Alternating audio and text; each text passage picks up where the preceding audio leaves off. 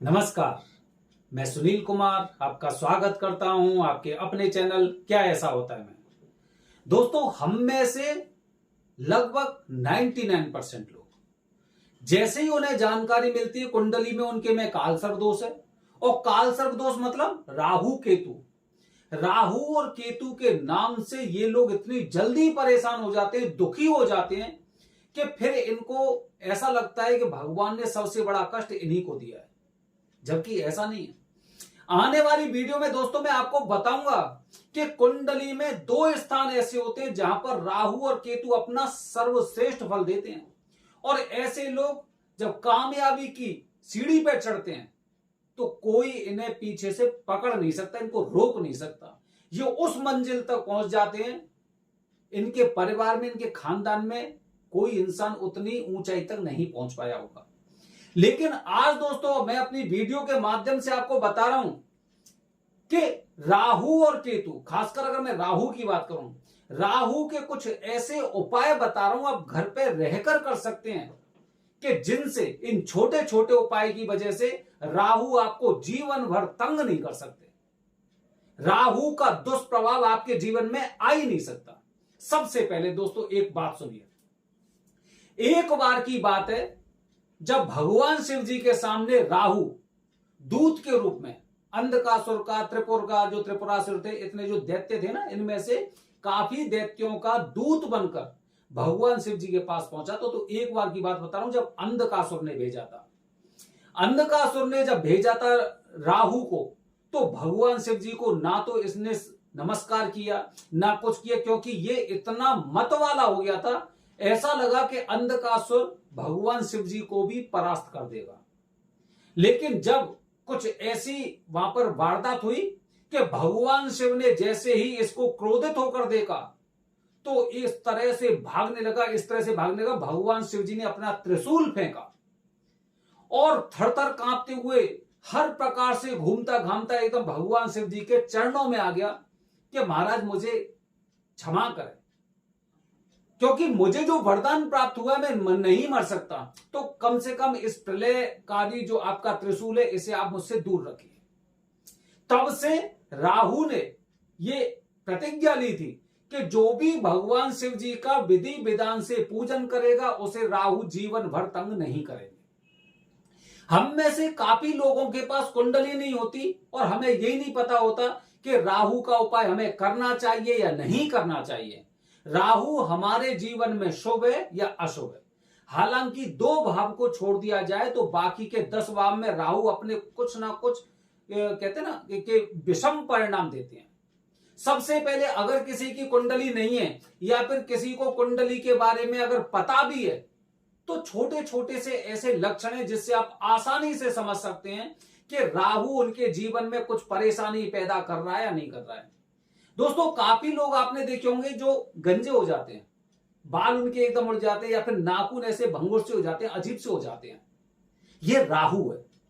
मतलब अगर आपके सिर के बाल नहीं है, आप गंजे हो गए हैं, तो राहु की महादशा होगी, राहु का कुछ ना कुछ ऐसी दृष्टि होगी जिसकी वजह से आपके बाल झड़ने लग गए हैं या फिर आपके नाखून खराब हो चुके हैं।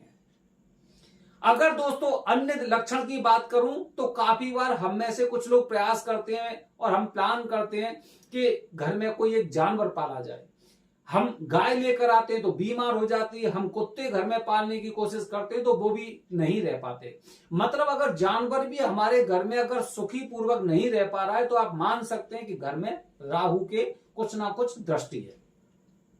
काफी लोगों ने अपने घर में देखा होगा, घर की दीवार ऐसी होती है, झड़ जाती है, सीमेंट निकलने लग जाता है या फिर ना गीली गीली सी, जिसे वो कुछ काफी लोग रुन्नी बोलते हैं, काफी सीलन बोलते हैं, ऐसी आ जाती है। और अगर ये दक्षिण पश्चिम वाली दीवार होती है तो निश्चित रूप से राहु की दृष्टि आपके घर में ऐसी है कि कुछ ना कुछ अहित कर सकती है। बहुत से लोगों को हमने देखा है जो जिनका टॉयलेट साफ नहीं रहता है। टॉयलेट साफ नहीं है मतलब यह कि आपके ऊपर कुछ ना कुछ ऐसी दृष्टि राहु की है और राहु आपसे अप्रसन्न है।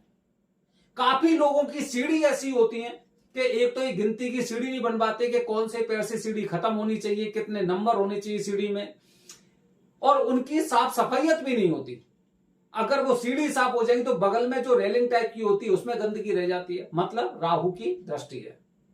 छत पर काफी लोग गंदगी रख लेते हैं, फटे टूटे पाइप वगैरह रख लेते हैं, ये भी राहु की दृष्टि है कि आपकी छत साफ नहीं है। दोस्तों, पति पत्नी में अगर कुछ ऐसे तनाव की स्थिति आ गई है शादी के पश्चात, मतलब 2 4 5 साल हो गए, लेकिन बीच में मतलब इस तरह की जो कहते हैं ना कि खटपट चलती रहती है कि ऐसा लगता है कि रिश्ता अभी खत्म हो जाएगा, तो ये भी राहु की कुदृष्टि है। दोस्तों, अगर संतान की तरफ से आपको कुछ भी ऐसी समस्या हो रही है या फिर किसी की शादी नहीं हो पा रही है, मांगलिक कार्य नहीं हो पा रहे हैं, तो केवल मंगल दोष ही नहीं है, हो सकता है कि राहु की कुछ दृष्टि ऐसी है जो आपको परेशान कर रही है।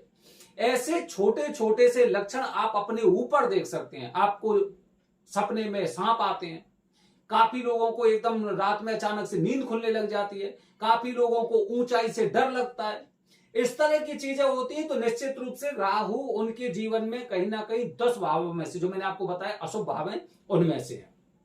अच्छा, अब इसका निवारण क्या करें? क्योंकि सभी लोग हमें सलाह देते हैं आप उज्जैन जाइए, आप त्र्यंबकेश्वर जाइए, निश्चित रूप से जाना चाहिए।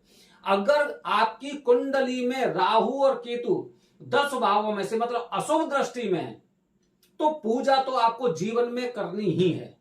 चाहे उज्जैन आइए या त्र्यंबकेश्वर आइए, कहीं पे आइए, पूजा तो आपको करनी है। बिना पूजा किए हुए राहु कभी शांत हो ही नहीं सकते। लेकिन कुछ समय तक, जब तक हम वहां पे नहीं पहुंच पा रहे हैं, कुछ हमारे पास पैसे की समस्या हो सकती है, कुछ दूरी की वजह भी हो सकती है, नहीं जा पा रहे, या फिर हो सकता है आपके पास समय नहीं, तब तक हम कुछ ऐसे उपाय कर सकते हैं घर पर कि जिनसे भयंकर से भयंकर राहु भी शांत हो जाएंगे। जिनमें से पहली बात, सोमवार को और शनिवार को आपको भगवान शिव जी की पूजा अवश्य करनी है।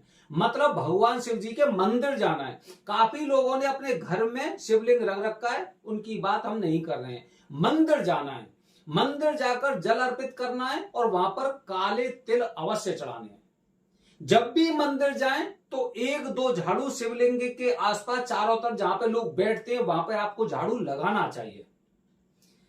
कुत्ते की सेवा कैसे कर सकते हैं? आप उसे कुछ खिलाइए, आप कुछ मीठा खिलाइए। बुधवार से आपको शुरू करना चाहिए, शुक्ल पक्ष के बुधवार से आपको एक काले कुत्ते को मीठी रोटी खिलाइए या फिर बिस्कुट खिलाइए। इस तरह का आपको खिलाना है लगातार 7 दिन 21 दिन, जितनी आपकी श्रद्धा हो।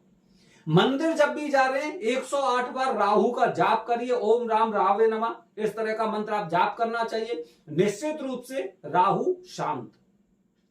आपके घर में अगर सरस्वती माता की तस्वीर है तो सरस्वती माता की तस्वीर के चरणों में आपको 6 नीले पुष्प रखने हैं, उससे राहु आपके जीवन में से दुष्प्रभाव खत्म कर देंगे। इस तरह की दोस्तों चीजें होती हैं। इसके अलावा भी राहु और केतु के लिए आपको सबसे पहले यही सलाह दी जाती है कि आप भगवान शिव जी की पूजा करें। भगवान शिव जी की पूजा आप नहीं करेंगे तो राहु का दुष्प्रभाव आपको दिखाई देगा।